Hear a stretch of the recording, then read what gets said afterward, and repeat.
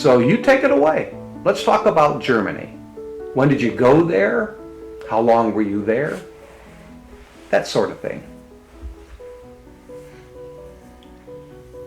Well, you're putting me under the gun going back so far. So many memories, and some of the things that have happened since then have really done things to my memory. So you'll have to forgive me if I get so far on a topic and suddenly draw a blank. But we'll give it a go. Germany is rather interesting because my mother was the only one of the girls, I think it was about 7, from a German family, the Bergmüllers, who was born in the United States. And she was also the one who spoke German without a touch of accent. And I think it rather made them angry. Well, now we can dodge away from that and put me over there.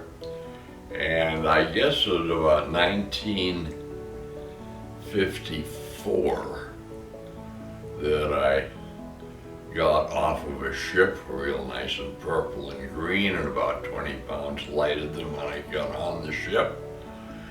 But I found out a good way to do that.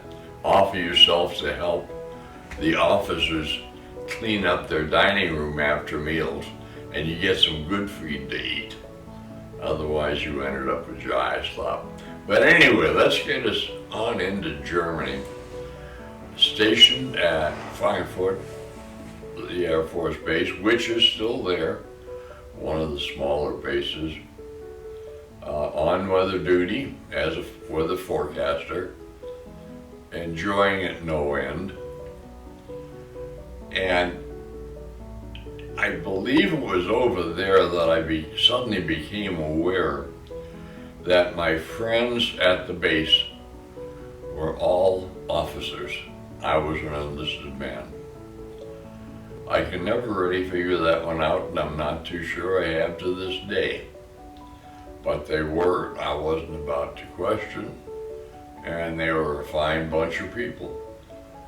I remember one time I had some furniture to put together. I was wearing my Class A uniform. It didn't make any difference to them. Get under that table and put it together.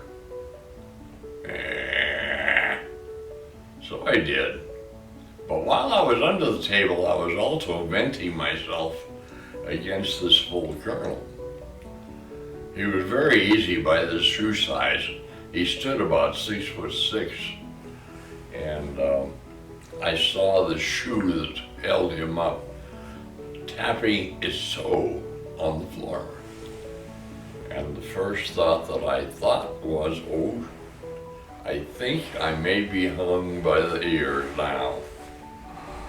Well, at the end of that shift, he did stop by, and the question he asked says, "Hey, Buxton, you want to fly over to Paris? We're leaving in about 15 minutes. Hey, that's fine by me. So we get on an aircraft. Oh, I forgot. All of the officers, except for 2, stationed at Frankfurt along when I was there, never referred to me as Sergeant, never referred to me as Buxton. They all called me Warren.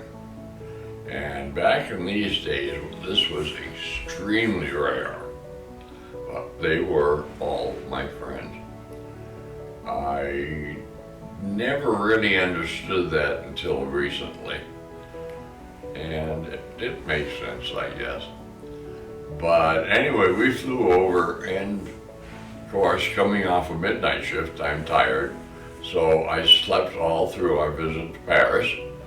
Woke up just in time to get on the aircraft and fly back to Frankfurt again.